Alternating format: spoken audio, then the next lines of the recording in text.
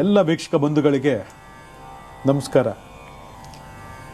ನೀವು ಕೋಟ್ಯಾಧಿಪತಿಗಳಾಗಬೇಕಾ? ಯಾರು ತಾನೇ ಆಸೆ ಇರಲ್ಲ ಹೇಳಿ ನೋಡೋಣ. ಅಯ್ಯೋ ಇದು ಸಿಕ್ಬಿಟ್ರೆ ಸಾಕು ನಮಗೆ, ನಾವು ಪ್ರತಿಯೊಂದು ಪೈಸೆಗೂ ಒದ್ದಾಡ್ತಾ ಇದ್ದೀವಿ. ಈ ಉದ್ಯೋಗ ಇಲ್ಲ, ವ್ಯಾಪಾರ ಇಲ್ಲ, ವ್ಯವಹಾರ ಇಲ್ಲ, ಅದಿಲ್ಲ ಇದಿಲ್ಲ, ಕರ್ಮಗಳು, ನಾವು ಏನೇನೋ ಸಾಲ ಬಾಧೆ, ಸಂಪಾದನೆ ಮಾಡಿದೆಲ್ಲ ಸಾಲಕ್ಕೆ ಹೋಗ್ತಾ ಇದೆ, ಬಡ್ಡಿಗೆ ಹೋಗ್ತಾ ಇದೆ, ಹಾಗೆ ಹೀಗೆ ಬಾಡಿಗೆ ಮನೇಲೇ ಇದ್ದೀವಿ. ಒಂದು ಒಳ್ಳೆ ಸ್ವಂತ ಗಾಡಿ ತಗೊಳ್ಳಿಲ್ಲ, ಮನೆಗೆ ಕರೆಕ್ಟಾಗಿ ಒಂದು ಒಳ್ಳೆ ದವಸ ಧ್ಯಾನ ತಗೊಂಬರಲಿಲ್ಲ, ಮಕ್ಕಳಿಗೆ ಒಂದು ಒಳ್ಳೆ ಕಡೆ ಸ್ಕೂಲ್ ಸೇರಿಸಲಿಲ್ಲ, ಒಳ್ಳೆ ಬಟ್ಟೆ ತಗೊಳ್ಳಿಲ್ಲ, ಒಂದು ಒಳ್ಳೆ ಎಂಜಾಯ್ ಮಾಡಲಿಲ್ಲ. ಜೀವನ ಪೂರ್ತಿ ಬರೀ ಒಡೆದಾಡು ಬಡ್ದಾಡು ಕಡ್ದಾಡು, ದುಡ್ಡು ಹಣಕಾಸಿಗೋಸ್ಕರನೇ ಒಡೆದಾಡು ಬಡ್ದಾಡು ಕಡ್ದಾಡು ಅಂತಕ್ಕಂಥ ಒಂದು ಜೀವನವೇ ನಮ್ದು ಹೋಗಿದೆ. ಇವತ್ತು ನೀವು ಕೋಟ್ಯಾಧೀಶ್ವರ ಆಗಕ್ಕೆ ಇಷ್ಟ ಆಗುತ್ತೆ ಅಂತಂದರೆ ಎಲ್ರಿಗೂ ಅಲ್ಲ, ಜ್ಞಾಪಕ ಇಟ್ಕೊಳ್ಳಿ, ಎಲ್ರಿಗೂ ಅಲ್ಲ. ಯಾಕಂದರೆ ಪ್ರಕೃತಿ ಏನನ್ನ ಹೇಳ್ತದೆ, ಪ್ರತಿ ಒಬ್ಬನು ಕೂಡ ಕೋಟ್ಯಾಧೀಶ ಮಾಡಿಬಿಟ್ರೆ ದುಡಿಯೋನು ಯಾರು, ಕಷ್ಟಪಡೋನು ಯಾರು, ಶ್ರಮ ಪಡೋನು ಯಾರು, ದುಃಖ ಅನುಭವಿಸೋನು ಯಾರು ಹೇಳಿ? ಇವೆಲ್ಲ ಪ್ರಕೃತಿ ಮಾತೆಯಲ್ಲಿ, ಪ್ರಕೃತಿ ಧರ್ಮದಲ್ಲಿ ವಿಚಾರಗಳು ಈಗಾಗಲೇ ವಿಂಗಡಿಸಲ್ಪಡೋಗಿದೆ. ಆ ವಿಂಗಡಿಸಲ್ಪಡ್ತಕ್ಕಂತಹ ಪ್ರಕೃತಿನಲ್ಲಿ ಯಾರಿಗೆ ಅದೃಷ್ಟ ಯಾರಿಗೆ ದುರದೃಷ್ಟ ಅಂತಕ್ಕಂಥದ್ದು ಮುಂಚಿತವಾಗಿ ತಿಳಿಸ್ತದೆ. ಇದನ್ನು ಕರೆಕ್ಟಾಗಿ ಕೇಳಿಸ್ಕೊಳ್ಳಿ, ಕರೆಕ್ಟಾಗಿ ಜ್ಞಾಪಕ ಇಟ್ಕೊಳ್ಳಿ. ಇವತ್ತು ಮನುಷ್ಯನ ಆಸಜೆ ಲಂಗು ಲಗಾಮ್ ಇಲ್ದಿರ್ತಕ್ಕಂಥದ್ದು, ಕಡಿಮಣ್ಣ ಇಲ್ಲದ ಕುದುರೆ ಥರ. ಎಷ್ಟು ಬೇಕಾದ್ರೂ ಯೋಚನೆ ಮಾಡ್ಬೋದು, ಎಷ್ಟು ಉದ್ದ ಬೇಕಾದ್ರೂ ಯೋಚನೆ ಮಾಡ್ಬೋದು, ಎಲ್ಲಿವರೆಗೂ ಬೇಕಾದ್ರೂ ಯೋಚನೆ ಮಾಡ್ಬೋದು. ದುರಾಸೆ ಕೂಡ ಹುಟ್ಟಬಹುದು, ದುರಾಸೆಯಿಂದ ಏನು ಬೇಕಾದ್ರೂ ಮಾಡಿಸಲ್ಪಡ್ಬೋದು ನಿಮ್ಮಿಂದ. ಆದರೆ ನಿಜವಾದಂತಹ ಒಂದು ಕೋಟ್ಯಾಧೀಶ್ವರ ಯೋಗ, ಸತ್ಯವಾದಂಥ ಒಂದು ಕೋಟ್ಯಾಧೀಶ್ವರ ಯೋಗ, ನಿಖರವಾಗಿರ್ತಕ್ಕಂಥ ಒಂದು ಕೋಟ್ಯಾಧೀಶ್ವರ ಯೋಗ ನಿಮಗೆ ಬರಲೇಬೇಕು, ನಿಮಗೆ ಪ್ರಾಪ್ತಿ ಇರಲೇಬೇಕು, ನಿಮಗೆ ಆಗಲೇಬೇಕು ಅಂತಕ್ಕಂಥ ಜಾತಿ ಇರತಕ್ಕಂಥ ಕೋಟ್ಯಾಧೀಶ್ವರ ಯೋಗ, ಅದು ನಿಜವಾದ ಯೋಗ. ಆ ನಿಜವಾದ ಯೋಗ ನಿಮಗೆ ಬರಲಿಕ್ಕೆ ಮುಂಚೆನೇ ಕೆಲವೊಂದು ಮುನ್ಸೂಚನೆಗಳನ್ನು ಇದೇ ಪ್ರಕೃತಿ ನಿಮಗೆ ನೀಡ್ತದೆ. ಅದನ್ನು ತಿಳಿಸುವಂಥ ಕಾರ್ಯಕ್ರಮನೇ ಇವತ್ತು. ಯಾಕಂದರೆ ದಿನನಿತ್ಯ ಜೀವನದಲ್ಲಿ ನೀವೆಲ್ಲ ಏನು ಮಾಡ್ತೀವಿ, ಹೋರಾಟ ಮಾಡ್ತಾನೇ ಇರ್ತೀವಿ. ಕೆಲವರು ಫುಟ್ಪಾತಲ್ಲಿ ಇದ್ದೋರ್ತಕ್ಕಂಥವ್ರು ಇವತ್ತು ಕೋಟ್ಯಾಧೀಶ್ವರಾಗಿ ಬಂದ್ಬಿಟ್ಟಿರ್ತಾರೆ. ಒಂದು ವಿದ್ಯೆ ಇಲ್ಲ, ಬರೆಯೋದಕ್ಕೆ 4 ಅಕ್ಷರ ಗೊತ್ತಿಲ್ಲ, ಮಾತಾಡೋಕ್ಕೆ ಒಂದು 4 ಅಕ್ಷರ ಗೊತ್ತಾಗಲ್ಲ. ಆದರೂ ಕೂಡ ದಿಢೀರ್ ಎಲ್ಲೋ ಒಂದು ಕಡೆ ಹೋಗಿ ಅವ್ರು ದೊಡ್ಡ ಮಟ್ಟದಲ್ಲಿ ರೀಚ್ ಆಗ್ಬಿಟ್ಟು ಕೋಟ್ಯಾಧೀಶ್ವರ ಆಗ್ಬಿಟ್ಟಿರ್ತಾರೆ. ಭಿಕ್ಷಾಧಿಪತಿಯು ಕೋಟ್ಯಾಧಿಪತಿ ಆಯ್ತಾನೆ ಅಂತಂದರೆ ಅದು ಪ್ರಾಪ್ತಿ ಯೋಗ ಅಲ್ವಾ? ಅದೇ ತಾನೇ ಒರಿಜಿನಲ್ ಯೋಗ. ಇವತ್ತು ಎಷ್ಟು ಜನ ಹೇಳಿದ್ದಾರೆ ಹೇಳಿ ನೋಡೋಣ. ನಮ್ಮ ಕಣ್ಮುಂದೆ ಬೆಳೆದ ಹುಡುಗರು, ನಮ್ಮ ಕಣ್ಮುಂದೆ ವ್ಯಾಪಾರ ಮಾಡಿದವರು, ನಮ್ಮ ಕೈ ಕೆಳಗಿದ್ದವರು, ನಮ್ಮ ಮನೇಲಿ ಹೊತ್ತೊತ್ತು ಊಟ ತಿಂತಿದ್ದವರು, ಇವರೆಲ್ಲ ಇವತ್ತು ದೊಡ್ಡ ಮಟ್ಟದಲ್ಲಿ ಕೋಟ್ಯಾಧೀಶ್ವರ ಆಗಿರೋಂಥ ನೀವೆಲ್ಲ ಮಾತಾಡ್ಕೋತೀವಿ. ಅದು ನಿಜವಾದ ಪ್ರಾಪ್ತಿ ಯೋಗ. ಆದರೆ ನಿಜವಾದ ಪ್ರಾಪ್ತಿ ಯೋಗ ಯಾವಾಗ ಯಾರಿಗೆ ಸಲ್ಲಿಕೆ ಆಗುತ್ತೆ ಅಂತ ನಮಗೆ ಗೊತ್ತಿರೋದೇ ಇಲ್ಲ. ಕೆಲವು ತಿಳ್ಕೊಬೋದೇನೋ, ಕೆಲವು ತಿಳ್ಕೊಳ್ದೇ ಇರ್ಬೋದೇನೋ. ಆದರೆ ಇವತ್ತು ನಿಮ್ಗೆ ಕೊಡ್ತಕ್ಕಂಥ ಸೂಚನೆಗಳು ನಿಮ್ಮ ದಿನನಿತ್ಯ ಜೀವನದಲ್ಲಿ ಯಾವಾಗಲಾದರೂ ಒಮ್ಮೆ ನಡೆದಿದ್ರೆ ಅಥವಾ ನಡೆಯುವಂಥ ಸಿಚುವೇಶನ್ಗಳು ಶುರುವಾಗಿದ್ದರೆ ನೀವು ಬರೆದಿಟ್ಕೊಂಬಿಡಿ, ಇವತ್ತು ಸುವರ್ಣಾಕ್ಷರಗಳಲ್ಲಿ ನಾನು ಕೋಟ್ಯಾಧೀಶ್ವರ ಆಗ್ತಿದ್ದೀನಿ ಅಂತ. ಇದು ನಿಜನಾ ಅಂತ ನೀವೆಲ್ಲ ಕೇಳ್ಬೋದು. ನಾನು ಆಗ ಹೇಳಿದ್ದೀನಿ, ಪ್ರಾಪ್ತಿ ಯೋಗ ಇದ್ದರೆ ಪ್ರಕೃತಿ ನಿಮಗೆ ಕೆಲವು ಮುನ್ಸೂಚನೆಗಳನ್ನು ಕೊಡ್ತದೆ. ನೀವು ಮುಂದೆ ಈ ವರ್ಷನೋ ಮುಂದಿನ ವರ್ಷನೋ ಬರೋ ವರ್ಷನೋ ಇನ್ನು 4-5 ವರ್ಷಕ್ಕೋ 5 ವರ್ಷಕ್ಕೋ 10 ವರ್ಷಕ್ಕೋ ನೀವೊಬ್ಬ ಕೋಟ್ಯಾಧೀಶ್ವರ ಆಗ್ತಿದ್ದೀರಿ ಅಂತಂದಾಗ ಕೆಲವೊಂದು ಸೂಚನೆಗಳು ನಿಮಗೆ ಪ್ರಕೃತಿ ಕೊಡ್ತಾ ಹೋಗ್ತದೆ. ಅದೇ ಯಾವುದೋ ಒಂದು ಲೆಕ್ಕಾಚಾರದಲ್ಲಿ ಎಲ್ಲವೂ ಈ ದೇವ್ರು ಕೊಟ್ಟಿದ್ದು ಕೂಡ ಏನೂ ಇಲ್ಲದೆ ಫುಟ್ಪಾತ್ ಇರ್ತಕ್ಕಂಥ ಕೋಟ್ಯಾಧೀಶ್ವರರು ಕೂಡ ನಮ್ಮಲ್ಲಿ ತುಂಬ ಜನ ಇದ್ದಾರೆ. ಸಿಕ್ಕಾಪಟ್ಟೆ ಆಸ್ತಿ, ಬೆಂಗಳೂರಲ್ಲಿ 5 ಕೋಟಿ 5 ಎಕರೆ 6 ಎಕರೆ ಭೂಮಿ ಇರ್ತದೆ, ತಿನ್ನೋದಕ್ಕೆ ಒಂದಿಡಿ ಅನ್ನ ಇರಲ್ಲ ಅವ್ರ ಮನೆಗಳಲ್ಲಿ. ಆದರೆ ಅವರು ಜಗತ್ ಶ್ರೀಮಂತರು. ಏನು 5 ಎಕರೆ 6 ಕೋಟಿ ಬೆಂಗಳೂರಲ್ಲಿ ಸೇಲ್ ಮಾಡೋ ಎಷ್ಟು ದುಡ್ಡು ಬರ್ಬೋದು? ಒಂದಿಡಿ ಜಾಗ ತಗೊಳಕ್ಕಾಗ್ತಿಲ್ಲ ನಮ್ಮ ಕೈನಲ್ಲಿ. ಅಂದಲ್ಲಿ ಎಕರೆಗಟ್ಟಲೆ ಜಾಗ ಇದೆ ಅಂದರೆ ಎಂಥ ಕೋಟ್ಯಾಧಿಪತಿಗಳು ಇರ್ಬೋದು ಲೆಕ್ಕ ಮಾಡ್ಕೊಳ್ಳಿ. ಇವತ್ತು ಎಷ್ಟೋ ಜನ ದಿಢೀರ್ ಶ್ರೀಮಂತ ಆಗಿರ್ತಕ್ಕಂಥವ್ರು ತುಂಬ ಜನ ಇದ್ದಾರೆ. ಇವೆಲ್ಲ ಯಾವುದೋ ಸಣ್ಣ ಪುಟ್ಟ ವ್ಯಾಪಾರ ಮಾಡಿಕೊಂಡು ಸಣ್ಣ ಪುಟ್ಟ ಜೀವನ ಮಾಡ್ಕೊಳ್ತಕ್ಕಂಥವ್ರು ಎಲ್ಲರೂ ಕೂಡ ದಿಢೀರ್ನೇ ದಿನ ಶ್ರೀಮಂತ ಆಗಿರ್ತಕ್ಕಂಥ ಯೋಗಗಳು ನಮ್ಮಲ್ಲಿ ತುಂಬ ಜನ ಕಾಣ್ತಾರೆ. ಆಗಿದ್ದಾಗ ಕಾರಣ ಏನು, ಯಾಕೆ ಈ ರೀತಿ ಒಂದು ಯೋಗ ಬರಲಿಕ್ಕೆ ಸಾಧ್ಯ ಏನು? ಇದ್ದು ಬಡವರಾಗಿರತಕ್ಕಂಥವ್ರು ಇಲ್ಲದೇ ಇರತಕ್ಕಂಥ ದಿಢೀರ್ ಶ್ರೀಮಂತರಾಗಿ ಎಂಜಾಯ್ ಮಾಡ್ತಕ್ಕಂಥ ಲೆಕ್ಕಾಚಾರದಲ್ಲಿ ಇವತ್ತು ಎಷ್ಟೋ ಜನ ಸಮಾಜದಲ್ಲಿ ನೋಡ್ತಾ ಇದ್ದೀವಿ ಅಂತಂದರೆ ಇದು ಕಾರಣ ಏನು ಅಂತಕ್ಕಂಥದ್ದು ನೀವು ಪ್ರಶ್ನೆ ಮಾಡಿದ್ರೆ, ಜಾತಕದಲ್ಲಿ ಗುರು ಶುಕ್ರ ಸಂಯೋಗ ಯಾರಿಗಿರ್ತದೆ ಅವರು ಕೋಟ್ಯಾಧಿಪತಿಗಳಾಗ್ತಾರೆ ಅಂತಕ್ಕಂಥದ್ದು ಶಾಸ್ತ್ರ ಭಾಳ ಸ್ಪಷ್ಟವಾಗಿ ಹೇಳ್ತದೆ. ಹಾಗೆ ವೃಷಭ ಲಗ್ನದವರು, ತುಲಾ ಲಗ್ನದವರು ಇವರು ಕೂಡ ದಿಢೀರನೆ ಶ್ರೀಮಂತರಾಗ್ತಾರೆ ಅಂತಕ್ಕಂಥದ್ದು ಶಾಸ್ತ್ರ ಭಾಳ ಸ್ಪಷ್ಟವಾಗಿ ಹೇಳ್ತದೆ. ನಾವು ಈಗಾಗಲೇ ಭಾಳಷ್ಟು ಕಾರ್ಯಕ್ರಮ ಹೇಳಿದ್ದೀವಿ. 9 ಗ್ರಹಗಳು 24 ನಕ್ಷತ್ರಗಳು ಕೂಡ ಹಲವಾರು ಸಂಪತ್ತನ್ನು ಕೊಡ್ತದೆ. ಅವ್ರವ್ರಿಗೆ ಎಷ್ಟೆಷ್ಟು ಬೇಕೋ ಅಷ್ಟು ಸಂಪತ್ತನ್ನು, ಸುಖವನ್ನು ಕೊಡ್ತದೆ. ಆದರೆ ಗುರು ಶುಕ್ರ ಕೊಡೋಷ್ಟು ಸಂಪತ್ತು, ವೈಭೋಗ ಬೇರೆ ಯಾವ ಗ್ರಹನೂ ಕೊಡೋದಿಲ್ಲ. ಅದರಲ್ಲಿ ಶುಕ್ರ ಅಂತೂ ಅದ್ಭುತವಾಗಿರ್ತಕ್ಕಂಥ ಒಂದು ಗ್ರಹ. ಶುಕ್ರ ದೋಷ ಇದ್ದರೆ ಪೈಸೆಗೂ ಅಲಿಬೇಕಾಗತ್ತೆ, ಪೈಸನೂ ಸಾಲ ಮಾಡ್ತಿರ್ಬೇಕಾಗ್ತದೆ. ಅದಕ್ಕೆ ಜಾತಕ ನೋಡ್ಕೊಳ್ಳಿ, ಜನ್ಮದೋಷ ನೋಡ್ಕೊಳ್ಳಿ ಅಂತೇಳಿ ದಿನನಿತ್ಯ ನಾವು ನಿಮ್ಮ ಮೇಲೆ ಒತ್ತಡ ಆಗ್ತಾನೇ ಇರ್ತೀವಿ. ಇವತ್ತು ಎಷ್ಟೋ ಜನ ಪರಿವರ್ತನೆ ಆಗೋಗಿದ್ದಾರೆ. ಹೌದು, ನೀವು ಹೇಳಿದ್ದು ಕರೆಕ್ಟು. ಪ್ರಕೃತಿಲಿ ನಾವು ಹುಟ್ಟಿದ್ದೀವಿ ಅಂತಂದರೆ ಆ ಪ್ರಕೃತಿಯಲ್ಲಿರ್ತಕ್ಕಂಥ ಗ್ರಹಗಳು, ಪಂಚಭೂತಗಳ ತತ್ವಗಳಿಗೆ ನಾವು ಒಳಗಾಗಿರ್ತೀವಿ, ಪ್ರಭಾವ ಒಳಗಾಗಿರ್ತೀವಿ. ನಮ್ಮ ಇಷ್ಟದಂಗೆ ನಾವು ಜೀವನ ಮಾಡಬೇಕು, ನಮ್ಮ ಇಷ್ಟದಂಗೆ ನಾವು ಬದುಕಬೇಕು, ನಮ್ಮ ಇಷ್ಟದಂಗೆ ಇದಾಗಬೇಕು ಅಂತಂದರೆ ಖಂಡಿತ ಸಾಧ್ಯ ಇಲ್ಲ. ಯಾವುದೋ ಒಂದು ಶಕ್ತಿ ನಮ್ಮನ್ನು ತಡೀತಾ ಇದೆ, ಯಾವುದೋ ಒಂದು ಶಕ್ತಿ ನಮ್ಮನ್ನು ಬೆಳಗ್ಗೆ ಬಿಡ್ತಾ ಇಲ್ಲ ಅಂತಕ್ಕಂಥದ್ದು ಅನುಭವ ಇರ್ತಕ್ಕಂಥ ವ್ಯಕ್ತಿಗಳು ಹೇಳುವಂಥ ಮಾತುಗಳು. ಆದರೆ ಅದನ್ನು ಅನುಭವಿಸಿ ಹೇಳ್ತಕ್ಕಂಥ ವ್ಯಕ್ತಿಗಳು ನಮ್ಮಲ್ಲಿ ವಿರಳ. ಅವ್ರು ಏನಾಗ್ಬಿಡುತ್ತೆ ನೋಡೋಣ, ನಾವು ಆಗ್ಬಿಡ್ತೀವಿ ಅಂತೇಳಿ ಅಡ್ಡದಾರಿಗಳಲ್ಲಿ ಆಗಿದ್ದೀವಿ ಅಂತಕ್ಕಂಥದ್ದು ಎಷ್ಟೋ ಜನ ಹೇಳೋ ಮಾತುಗಳು. ನಾವು ಕೇಳ್ತಾ ಇರೋದು ಅಡ್ಡದಾರಿ ಶ್ರೀಮಂತರಾಗಬೇಕು ಅಂತಲ್ಲ. ಶ್ರೀಮಂತರಾಗಬೇಕು ಅಂತಂದರೆ ಏನು ಮಾಡಬೇಕು, ಅದಕ್ಕೆ ಪ್ರಕೃತಿ ನಿಮಗೆ ಭಾಳ ಮುನ್ಸೂಚನೆಯನ್ನು ಕೊಡ್ತದೆ ಅಂತಕ್ಕಂಥದ್ದು. ಆ ಮುನ್ಸೂಚನೆಗಳು ಏನು ಅಂತಕ್ಕಂಥದ್ದು ತಿಳ್ಕೊಳ್ತಕ್ಕಂಥ ಒಂದು ಮನಸ್ಥಿತಿಯನ್ನು ಇವತ್ತು ಕಾರ್ಯಕ್ರಮ ನೋಡಿದ್ಮೇಲೆ ನೀವೆಲ್ಲ ಬೆಳೆಸ್ಕೋಬೇಕು. ಯಾಕಂದರೆ ಎಷ್ಟು ಜನಕ್ಕೆ ಗುರು ಶುಕ್ರ ಸಂಯೋಗ ಯೋಗ ಇರ್ತದೆ ಹೇಳಿ ನೋಡೋಣ. ಎಷ್ಟು ಜನ ವೃಷಭ ರಾಶಿಯಲ್ಲಿ ಹುಡ್ತೀರಾ, ವೃಷಭ ಲಗ್ನ ಹುಡ್ತೀರಾ? ಎಷ್ಟು ಜನ ತುಲಾ ರಾಶಿಯಲ್ಲಿ ಹುಡ್ತೀರಾ ಹೇಳಿ ನೋಡೋಣ? ಎಲ್ರಿಗೂ ಸಾಧ್ಯ ಇಲ್ಲ. ಅಥವಾ ಯಾರಾದರೂ 6, 15, 24 ಈ ತಾರೀಕಲ್ಲಿ ಯಾರಾದರೂ ಹುಡ್ತೀರಾ? ಅಥವಾ 5, 14, 23 ಈ ತಾರೀಕಲ್ಲಿ ಬರ್ತಾಗ್ತೀರಾ? ಅದೂ ಇಲ್ಲ. ಯಾರಾದರೂ ಶುಕ್ರವಾರ ಬರ್ತಾಗ್ತೀರಾ? ಅದೂ ಇಲ್ಲ. ಆದರೂ ಕೂಡ ಇದು ಯಾವುದನ್ನೂ ನಾವು ಬರ್ತು ಕೇಳ್ಕೊಂಬರ್ದೆ ನಾವು ದಿಢೀರ್ ಶ್ರೀಮಂತರಾಗಬೇಕು ಅಂದರೆ ಹೆಂಗೆ? ಅಥವಾ ಇವೆಲ್ಲ ಬಂದಿದ್ದೀವಿ, ನಾವು ಮುಂದೆ ನಿರೀಕ್ಷೆ ಇಟ್ಕೋಬೋದಾ ಅಂತಂದರೆ ಖಂಡಿತವಾಗಿ ನಿರೀಕ್ಷೆ ಇಟ್ಕೋಬೋದು. ನೀವು ಕೂಡ ಕೋಟ್ಯಾಧಿಪತಿಗಳಾಗ್ತೀರಾ, ಒಂದಲ್ಲ ಒಂದಿನ ಕೋಟ್ಯಾಧಿಪತಿಗಳಾಗ್ತೀರಾ ಅಂತ. ಆಗಿದ್ದಾಗ ಆ ಮುನ್ಸೂಚನೆಗಳನ್ನು ಕೊಡ್ತಕ್ಕಂತಹ ವಿಧಿಯಾಟ ಯಾವುದು ಅಂತಕ್ಕಂಥದ್ದು ತಿಳ್ಕೊಳ್ತಕ್ಕಂಥ ಪ್ರಯತ್ನ ನೀವೆಲ್ಲ ಮಾಡಬೇಕು. ಯಾಕಂದರೆ ನಾವು ಹುಟ್ಟುಬಿಟ್ಟಿದ್ದೀವಿ, ನಾವು ಬೆಳೆದು ಬಿಡ್ತೀವಿ, ನಾವು ನಡೆದೋಗ್ಬಿಡ್ತದೆ ಅಂತೇಳಿ ಸುಮ್ಮನೆ ಇದ್ರೆ ಪ್ರಯೋಜನ ಇಲ್ಲ. ನಮ್ಮ ಸುತ್ತಮುತ್ತಲಿನ ಪ್ರಕೃತಿಯನ್ನು ನಾವು ಆಗಾಗ ಗಮನಿಸ್ತಾ ಇರಬೇಕು. ಆದರೆ ನಾವು ಕೆಲವು ಮನಸ್ಥಿತಿಗಳನ್ನು ಬದಲಾವಣೆ ಮಾಡಿಕೊಂಡು ನಮ್ಮ ಪ್ರಕೃತಿ ವಾತಾವರಣವನ್ನು ನಾವು ಅಧ್ಯಯನ ಮಾಡ್ತಕ್ಕಂಥ ಮನಸ್ಥಿತಿ ಬೆಳೆಸ್ಕೊಂಡಿದ್ರೆ ನಮ್ಮಲ್ಲಿ ಒಂದು ಆತ್ಮವಿಶ್ವಾಸ ಹುಟ್ಟುಬಿಡ್ತದೆ, ನಮ್ಮಲ್ಲಿ ಒಂದು ಪಾಸಿಟಿವಿಟಿ ಹುಟ್ಟುಬಿಡ್ತದೆ. ನಾವು ವಿಶ್ವಾಸಿಗಳಾಗಿರ್ತೀವಿ, ಆತ್ಮವಿಶ್ವಾಸಿಗಳಾಗಿರ್ತೀವಿ. ಎಸ್, ನನಗಿಂತ ಸೂಚನೆ ಬರ್ತಾ ಇದೆ, ನಾನು ದಿಢೀರ್ ಶ್ರೀಮಂತ ಆಗ್ತಾ ಇದ್ದೀನಿ ಅಂತ. ನೀವು ದಿಢೀರ್ ಶ್ರೀಮಂತ ಆಗೋದಲ್ಲ, ನೀವು ಶ್ರೀಮಂತ ಆಗಬೇಕು ಅಂತಿರ್ತದೆ. ಆ ಶ್ರೀಮಂತಿ ನಿಮ್ಗೆ ಬರಬೇಕು ಅಂತಿರ್ತದೆ. ಅದಕ್ಕೆ ನಮ್ಮ ದಿನನಿತ್ಯ ಜೀವನದಲ್ಲಿ ಕೆಲವೊಂದು ವಾತಾವರಣಗಳು ನಮಗೆ ತಿಳಿಸ್ಕೊಡ್ತದೆ. ಇದನ್ನು ಅರ್ಥ ಮಾಡ್ಕೊಳ್ಳಿ. ಯಾಕೆ ಇದನ್ನು ನಾನು ಎಷ್ಟು ಒತ್ತಡಕ್ಕೆ ಹೇಳ್ತಿದ್ದೀನಿ ಅಂತಂದರೆ, ಪ್ರತಿಯೊಬ್ಬ ಕೂಡ ಪಾಸಿಟಿವಿಟಿ ಆಗಬೇಕು ಈ ಪ್ರಪಂಚದಲ್ಲಿ. ನಾವು ಯಾವಾಗ ನೆಗೆಟಿವಿಟಿ ಆಗ್ತೀವಿ, ನಾವು ಯೋಚನೆ ಮಾಡೋದೆಲ್ಲ ನೆಗೆಟಿವ್ ಆಗಿರ್ತದೆ. ಇವನು ಯಾವನ ಬಂದ ಹೇಳ್ದ, ಇವ್ರು ಯಾರೋ ಬಂದು ಹೇಳಿದ್ರು, ಅವ್ರು ಯಾರೋ ಆದಂದ್ರೆ ನಾವು ಆಗ್ಬಿಡ್ತೀವ. ಇದೇ ಥರ ಯಾವಾಗ ಈ ನೆಗೆಟಿವಿಟಿ ಹೇಳ್ತಾ ಇರ್ತೀರೋ, ಪ್ರಕೃತಿ ಕೊಡ್ತಕ್ಕಂಥ ಸೂಚನೆಗಳನ್ನು ಕೂಡ ನೀವು ಬಿಟ್ಟಾಕ್ಬಿಡ್ತೀರ. ನಿಮ್ಗೆ ಗೊತ್ತಾಗಲ್ಲ, ನಿರ್ಲಕ್ಷ್ಯತನ ಮಾಡ್ತೀರಾ, ಅಸಡ್ಡೆ ಮಾಡಿಬಿಡ್ತೀರಾ, ತಿರಸ್ಕಾರ ಮಾಡ್ತೀರಾ. ಯಾವಾಗ ಯಾವ್ದು ಬರ್ತದೆ ಹೇಳೋಕ್ಕಾಗೋದೇ ಇಲ್ಲ. ಇವತ್ತು ಎಲ್ಲವನ್ನೂ ನೋಡ್ತಕ್ಕಂಥದ್ದು ಅಪರಾಧ ಮನೋಭಾವದಲ್ಲೇ. ದಿಢೀರ್ ಶ್ರೀಮಂತ ಆಗ್ಬೇಕಾದ್ರೆ ಯಾರನ್ನು ತಲೆ ಹೊಡಿಬೇಕು ಅಂತ ಅಲ್ಲ. ಯಾವಾಗೋ ಎಲ್ಲೋ ಕಳೆದೋಗಿರ್ತಕ್ಕಂಥ ನಿಧಿ ಸಿಗ್ಬೋದು, ಯಾವುದೋ ಭೂಮಿ ಸಿಗ್ತಕ್ಕಂಥದ್ದು ಲಾಟ್ರಿ ಹೊಡಿಬೋದು, ಅಥವಾ ಯಾವುದೋ ಒಂದು ಪ್ರಾಪರ್ಟಿ ಎಷ್ಟೋ ವರ್ಷಗಳಿಂದ ಬಿದ್ದಿರ್ತಕ್ಕಂಥ ನಿಮಗೆ ದಿಢೀರ್ ನಿಮ್ಮ ಕಡೆ ಪರವಾಗಿ ಅದು ದೊಡ್ಡ ಕೋಟ್ಯಾಧಿಪ ಸಂಪಾದನೆ ಮಾಡ್ತಕ್ಕಂಥ ಪ್ರಾಪರ್ಟಿ ಆಗ್ಬೋದು, ಅಥವಾ ನಿಮ್ಮ ವ್ಯವಹಾರದಲ್ಲಿ ದಿಢೀರನೇ ಅಭಿವೃದ್ಧಿ ಆಗ್ಬೋದು, ಎಕ್ಸ್ಪೋರ್ಟ್ ಇಂಪೋರ್ಟ್ ಹೊರಗಡೆಯಿಂದ ಬರ್ಬೋದು. ಈ ಥರ ಹಲವಾರು ವಿಚಾರಗಳು. ಅಥವಾ ಹಂತವಾಗಿ ನೀವು ಮೇಲೆ ಇರ್ಬೋದು. ದಿಢೀರ್ ಶ್ರೀಮಂತ 100 ಕೋಟಿ ಬಂದು ನಿಮ್ಮ ಅಕೌಂಟ್ ಬಿದ್ದುಬಿಡುತ್ತಂತ ಅರ್ಥ ಅಲ್ಲ. ಅಲ್ಲಿಂದ ಶುರು ಮಾರ್ಗ ನೋಡಿ. ಈ ಮಾರ್ಗದಲ್ಲಿ ಹೋಗಿ ನೀವು ಹಂತವಾಗಿ ನೀವು ದಡ ತಲುಪ್ತೀರಿ, ಕೋಟ್ಯಾಧೀಶ್ವರ ಆಗ್ತೀರಿ ಅಂತಕ್ಕಂಥದ್ದು.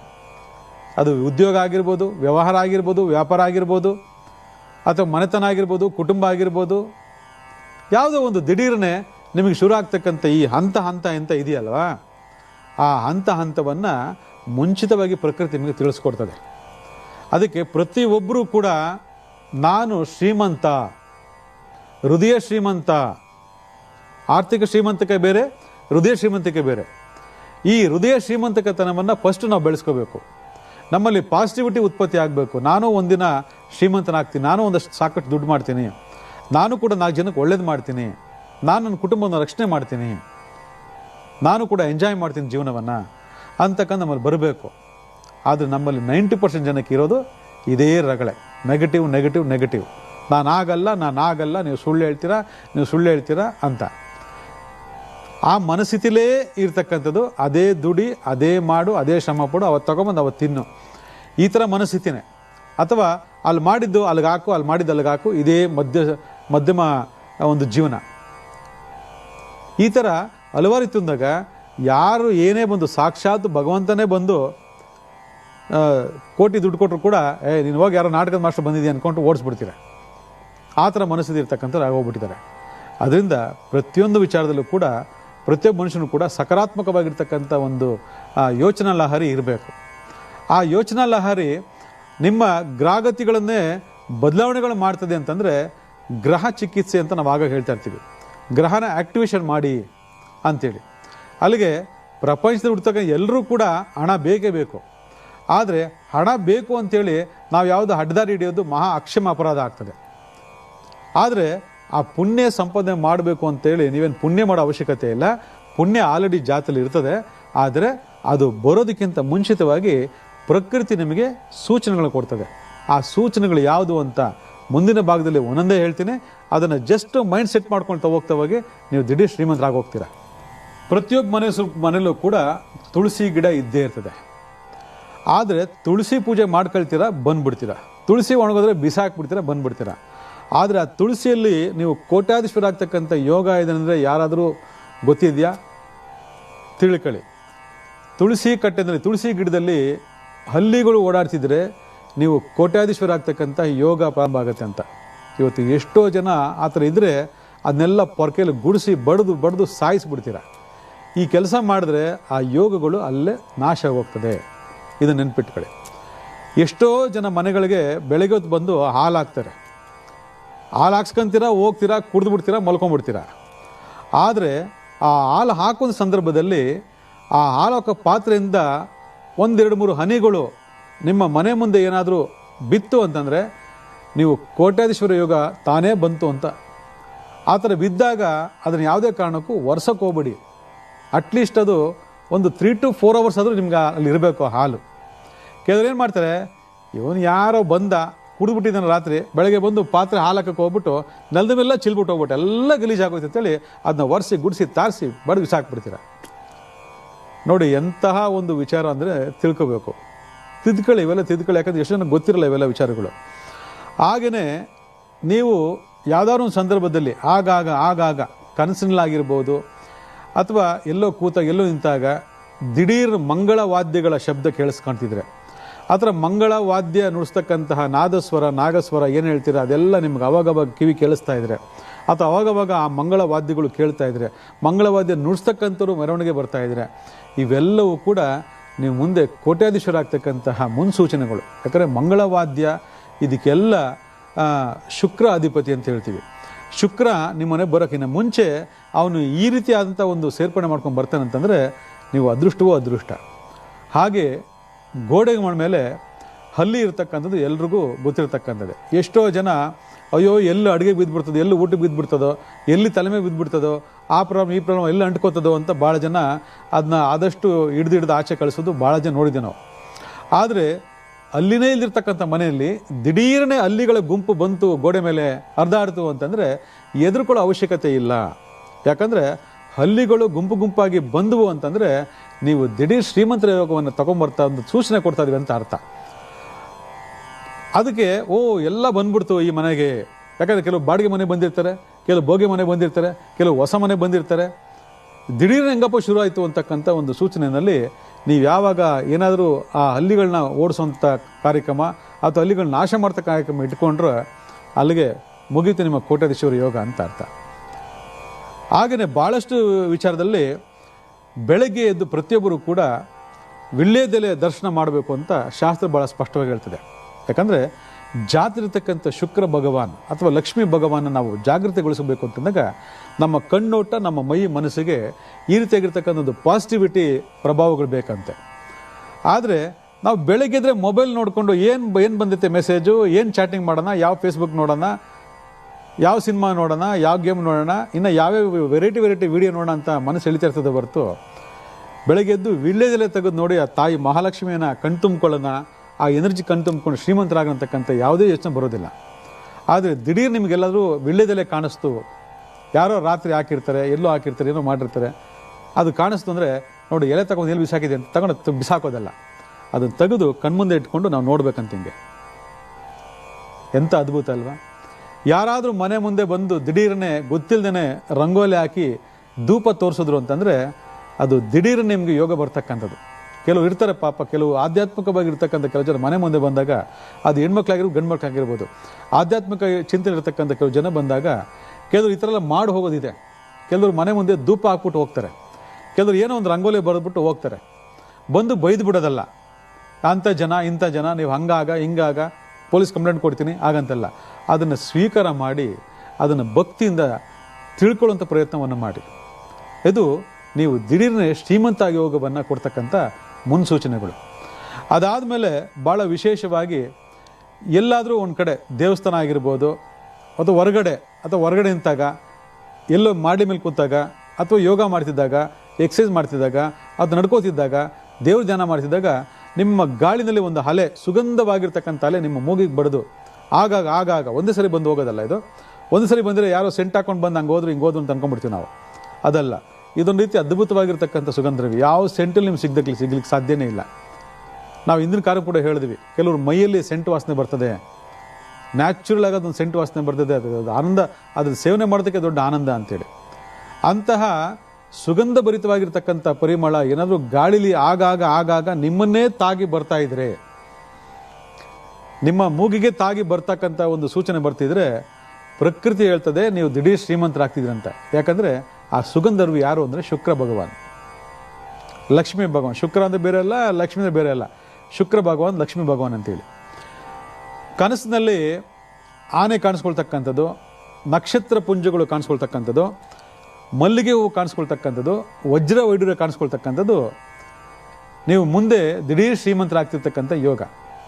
ಆದರೆ ಒಂದು ಕಂಡೀಷನ್ ಇಲ್ಲಿ, ಇದೇನಾದ್ರು ಬಂತು ಅಂತಂದರೆ ನೀವು ಮಿನಿಮಮ್ 33 ದಿವಸ ಯಾರಿಗೂ ಹೇಳಂಗಿಲ್ಲ.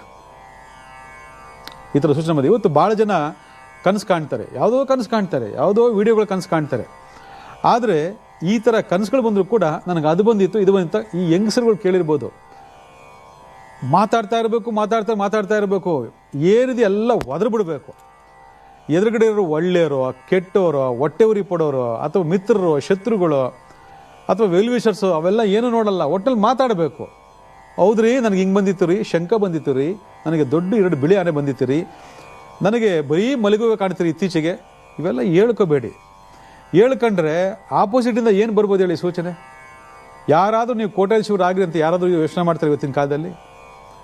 ಹಾಳಾಗೋಗಂತ ಯೋಚನೆ ಮಾಡೋರೆ ಜಾಸ್ತಿ. ಒಳ್ಳೆಯರು ಇದರಿಲ್ಲ ಅಂತಲ್ಲ, ಪಾಪ ಬೈಕೋಬೇಡ್ರಿ ಎಲ್ಲರೂ. ಆದರೆ ಹಾಳಾಗೋಗು ಅಂತ ಹೇಳೋರೆ ಜಾಸ್ತಿ. ಹೇಳ್ಕೋಬೇಡಿ. ನೀವು ಶ್ರೀಮಂತರ ಆದ್ಮೇಲೆ ಹೇಳ್ಕೊಳ್ಳಿ, ಇಲ್ಲಮ್ಮ ಈ ಥರ ನಾನು ಶ್ರೀಮಂತ ಆಗಿ ಮುಂಚೆ ನನಗಿಂತ ಸೂಚನೆ ಬಂದಿತ್ತು ಅಂತ ಹೇಳ್ಕೊಳ್ಳಿ. ಅಟ್ಲೀಸ್ಟ್ ಅವರಾದರೂ ಕನಸು ಕಾಣಕ್ಕೆ ಪ್ರಾರಂಭ ಮಾಡಲಿ. ನೀವು ಮೊದಲೇ ಹೇಳ್ಕೊಂಬಿಟ್ಟ ಅಂದರೆ ಇವೆಲ್ಲ ಹೋಗ್ಬಿಡ್ತದೆ, ನೆನ್ಪಿಟ್ಕೊಳ್ಳಿ. ಯಾವುದಾದ್ರು ಒಂದು ಶುಭ ಸೂಚನೆ ಬಂದಾಗ ಎಷ್ಟೋ ಜನಗಳಿಗೆ ಮಾನಸಿಕವಾಗಿ ಹೆಣ್ಮಕ್ಳಾಯಿತು ಅಂತಂದಾಗ ಬಲಗಣ್ಣು, ಗಂಡು ಮಕ್ಕಳಿಂದ ಎಡಗಣ್ಣು, ಇದು ಬಹಳ ಆಪೋಸಿಟ್ ಆಗಿ ನಡೀತಕ್ಕಂಥ ವಿಚಾರ ಅಂತ ಭಾಳ ಜನ ತಿಳ್ಕೊಂಡಿರ್ತಾರೆ.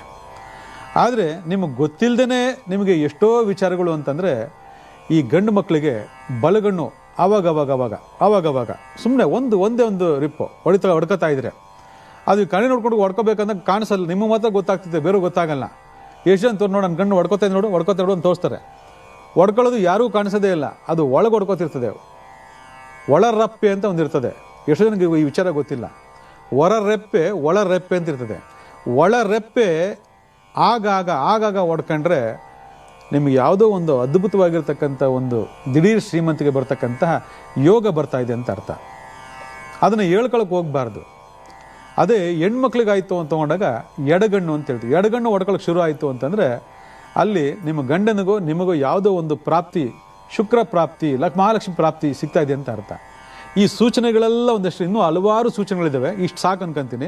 ಯಾಕೆ ದಿನನಿತ್ಯ ಜೀವನದಲ್ಲಿ ಬರ್ತಕ್ಕಂಥ ಹಲವಾರು ಸೂಚನೆಗಳನ್ನು ನಾವು ತಿರಸ್ಕಾರ ಮಾಡದೆ, ಅಪಹಾಸ್ಯ ಮಾಡದೆ, ಅದನ್ನು ನಾಶ ಮಾಡದೆ ಇಟ್ಕೊಂಡ್ರೆ ಅದೊಂದಿನ ನಮಗೆ ಯೋಗವನ್ನು ತಂದು ಕೊಡ್ತಾ ಬರ್ತದೆ. ಇದನ್ನು ಮಾಡ್ಕೊಂಡು ನೀವೆಲ್ಲರೂ ಕೋಟ್ಯಾಧೀಶ್ವರರಾಗಿ ಒಳ್ಳೆಯದಾಗಲಿ.